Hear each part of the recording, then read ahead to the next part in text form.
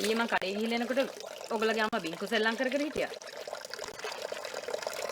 පස්සෙන් ඇවිල්ලා මට එක එක කිව්වේ. ඉතින් මොනා කරන්නද? කියන දේවල් අහගෙන ආපහු ආවා. ඔයාව මගහැරලා මගාරින්නේ කොහමද? එකවත් ඉන්නකොට. ඔයා අයත් එක්ක කට ගහන්න යන්න එපා. කියවල යාටම ඇති වෙයි. මං කට ගහන්න ගියේ නෑ. මං ෂේප් එකේ ආවා. ළමයාගේ ක්ලිනික් දවසත් පහුවෙලා. ඉතින් මට කියන්න එපා. මං එනවනේ. ආයෙත් කවද්ද යන්න තියෙන්නේ? එපා පියා. ඔයාට වෙන හයර් එකක් දුවන්න පුළුවන් වෙලාවක් නේ. අපේ මත්තෙන් හිලා ඔයාගේ වැඩ පාඩු කරගන්න ඕනේ.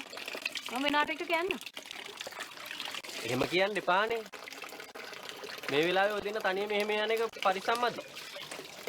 මේ කේස් එක ගැන දන්න කවුරු හරි ඔයාලගේ ළඟින්ම ඉන්න ඕන.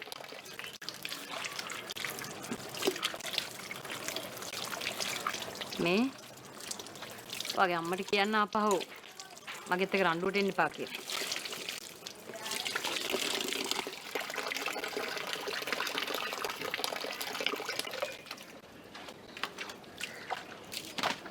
ආයෙත් ක්ලිනික් යන්න තියෙන දවස් කියන්නේ.